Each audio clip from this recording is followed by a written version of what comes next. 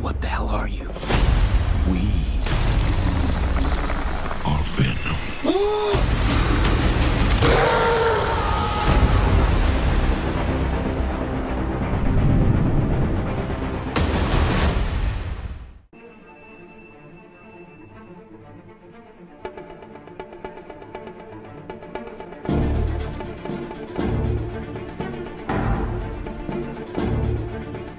Alright, what is going on guys? It's Tazz here, and welcome back to the channel. And the way I see it, we can do whatever we want, because knock knock let the devil in, we are Venom.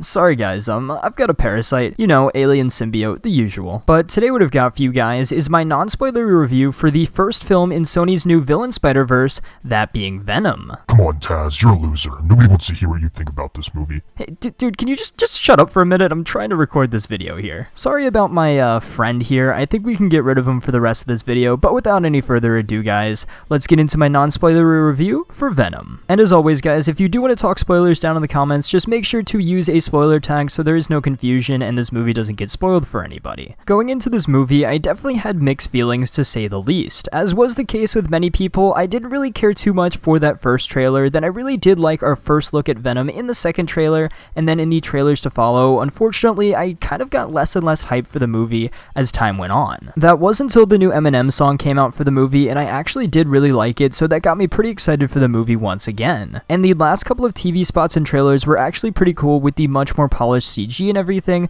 so going into this movie I was actually pretty excited. Even though many of the early reviews were less than great, I was still a little bit skeptical but pretty excited at the same time, and because this was a Marvel movie with one of the best Spider-Man villains as the lead, I still had to go check it out because you never know, it could be actually pretty good. And now after finally seeing this movie, I have to say I actually really enjoyed it. It was a very different comic book movie, and I don't think it was nearly as bad as some of the critics have claimed. The movie actually starts off relatively normal for the first 20 minutes or so, introducing the symbiotes Eddie Brock and his girlfriend Anne, as well as Carlton Drake along with the Life Foundation. But after Eddie does end up getting the symbiote, that's really when the movie starts going pretty crazy and things just go off the rails and get pretty great from here on out. One thing that a lot of people had said about this movie going into it was that it was unintentionally funny, and I definitely agree with it that it was funny, but I think it was just because it was funny. I don't think it was unintentionally trying to be funny. I think the movie knew it was funny. I think the movie was pretty self-aware of that, and I think it just made the movie better because of that. All in all though, I think this movie was just hilarious throughout, especially the interactions between Eddie and Venom, which I will cover more in depth in a second,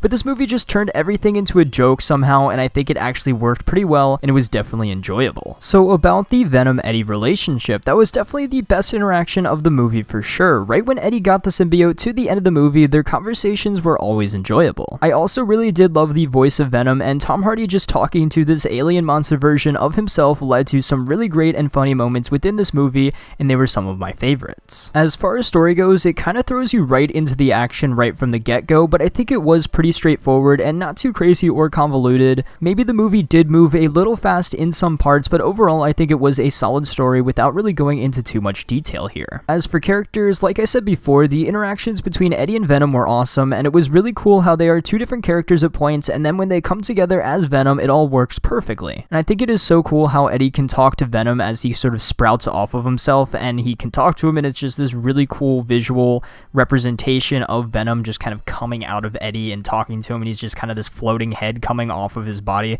and I think it makes for some really funny moments. Now, the villain of the movie, Carlton Drake, who is basically the evil Elon Musk of the movie, ends up bonding with the Riot symbiote, as you guys saw in the trailer, so that was a very cool part of the movie as well, and I did think that the fights between Riot and Venom were pretty cool as well. And then one more really great character moment in this movie was a pretty deep cut from the comics, so when you see it, you'll know it, and if you've seen the movie, you obviously know what I'm talking about, but I'm not going to spoil it here, so I just think that that was a really cool moment and a really fun callback to the Venom comics. As for the actors in the movie, I thought everyone did a great job, but I did think that Tom Hardy was definitely the standout and the best part of the movie as Eddie Brock and Venom, definitely the right choice for the role. He just seemed like he was having so much fun all throughout the movie, which is always a good thing. Now, onto the CGI, this was something, again, that everybody was kind of talking about before the movie came out, and I do have to say, in the final film, it did look pretty good for the most most part. Even some of the other symbiotes looked really good as well. Some things were a little bit weird, but you kind of expect that in a movie with a budget that's not like Avengers Infinity War level, so,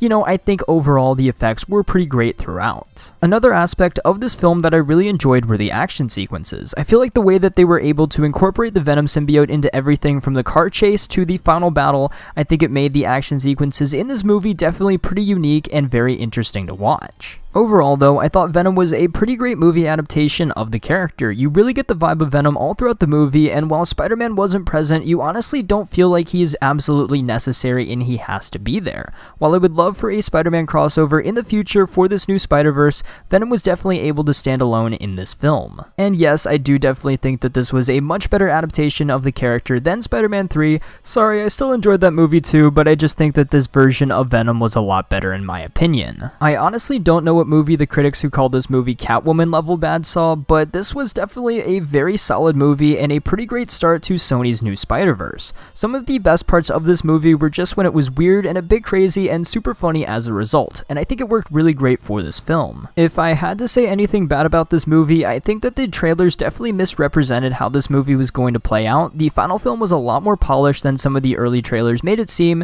and I think that was actually a pretty good thing. Also, again with the trailers, one thing in this movie was spoiled that I really wish wasn't, but it is just a minor nitpick and it's not really a huge deal. And finally, I would also really like to see a rated R cut of this movie at some point. You do get your PG-13 one allotted F-bomb within the movie, but I think that a rated R cut with a little bit more blood and a little bit more of the, you know, severed heads and everything, I think that that would make for a pretty cool rated R cut of this film, but I did think that the PG-13 cut was really good as well. And as with all superhero comic book movies nowadays, there was a post-credit scene, well, two to be exact. The mid-credit scene was really good setup for the sequel, and the post-credit scene was definitely unexpected to say the least, but without spoiling anything, I'm very excited for what is to come next. And I think it is safe to say that with this movie, Eddie Brock has definitely earned the title of the Lethal Protector. But with that said, guys, I want to know what you think about all of this down in the comments below. Have you seen Venom? And if you have, what do you think of the movie? What did you like? What did you not like so much? And if you haven't seen it, do you plan on doing so sometime in the near future?